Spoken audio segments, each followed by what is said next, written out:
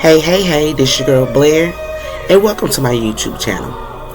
I am an early childhood educator, and I'm here to give you tips and tools that you can use that'll help you improve and be an early childhood educator. I'm also here to be very transparent about my story as an early childhood educator. I got a question. How do you de-stress, teachers? How do you reset for the week? How do you reset when you get home? I don't know what you're dealing with in your classroom, whether it's challenging behaviors, whether there's a child that is showing early signs of being autistic, or if you don't have the support of your director or the assistant director. How do you reset? How do you manage being in a room sometimes when it's so chaotic? I'm gonna tell you what I've been doing this week. Well, since last week, because this week is going into a new week. Last week, I want to say about a few weeks ago, I bought these heart shapes, and I use them around my classroom. And I was sitting as my children were sleeping. I began to write myself notes. I like to call them love notes. I wrote myself love notes, and I put them above my door. And I wrote 5. One said, Ingrid, know your limit. The other one said, Ingrid, asking for help does not make you a weak teacher. Ingrid, you can do anything. Ingrid, you need to breathe. Ingrid, remember your why. Ingrid, you are the potty training queen. And Ingrid, you are called to teach. Now, I wrote all of those things because last week it was so overwhelming for me. And sometimes I ask for help, and sometimes I don't. Because when I do, I get so tired of hearing the excuse. We're going to get to you when we can. Or we don't have time. Or it takes them an hour later to come get to me, but by that time I've already settled my room. For prime example, on Friday around lunchtime, my children do not know how to sit at the table because the previous teacher that they had allowed them to just kind of do whatever they wanted to do.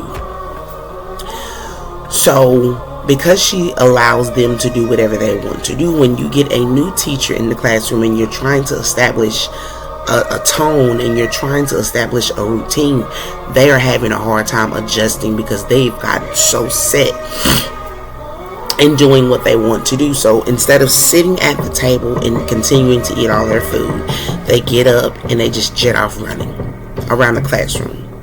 And because I have some kids who can't articulate yet, or having struggles with 1 and 2-step commandments.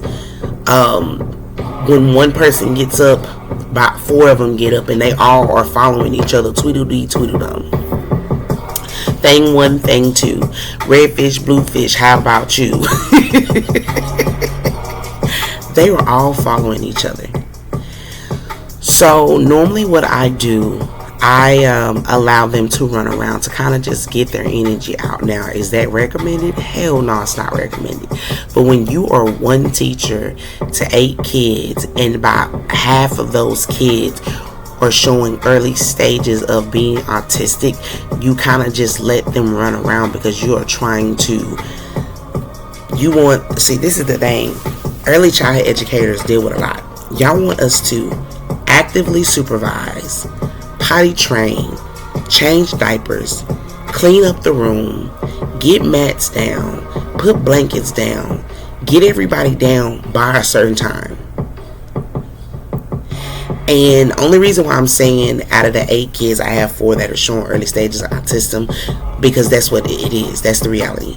And I know in ABA therapy that when you're dealing with an autistic child, They are dealing with them one-on-one because they require a different level of attention. They require a different level of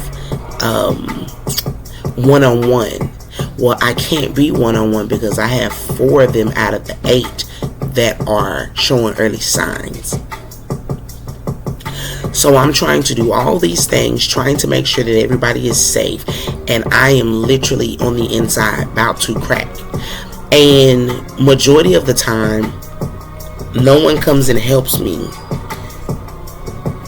But on Friday, the only reason why I had help is because we were getting ready to do a tour. And the director was like, "Oh, I'm going to come here and help you lay the kids down. We have a tour." And it's a tour for this room. When normally I don't even receive help. I figure it out by myself. But all of a sudden, because we are doing a tour, you want to come and be attentive. You want to come and help. I found that very odd and funny. And she was trying to get the kids to lay down, and they wouldn't lay down. I told her, I said, "Oh, this person, he's not going to lay down. This student is going to fight with you." And he fought with her until I came. I said, "You know what? I got it." She was like, "Are you sure?" "Yes, about time your tour comes here, the room will be clean. These kids will be laid down so they won't embarrass you. You're putting on a show instead of actually letting them see the reality of the situation. You're not letting them see the reality." Honestly, if I was touring or daycare and I walked into a classroom and there were no toys on the floor, I would be mildly concerned. There's supposed to be toys everywhere. They're supposed to be playing. They're supposed to be exploring. They're supposed to be learning. But guess what? We also have to teach them how to clean up. Allow these parents to see these kids have meltdowns. They need to see, because this is the things that are actually transpiring and going on in the classroom. I always teach my children, you are entitled to have your feelings, but you're not entitled to throw chairs, you're not entitled to hit me, and you're not entitled to hit your friends because you are upset. Go to that calm corner or go to that calm box and show me how you feel, but you need to calm down. They are entitled to those emotions. They're entitled to those feelings. They are learning how to work through them.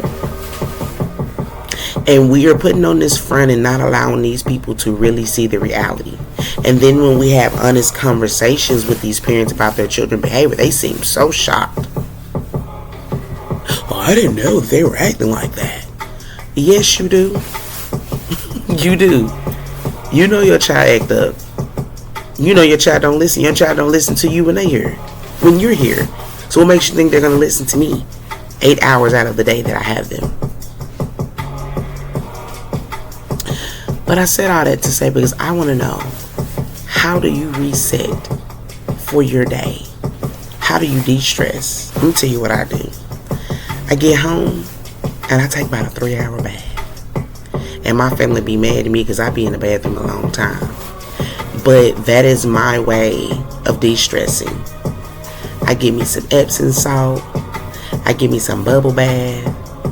I give me a candle, or I give me an incense. And I sit in that bathroom in the dark.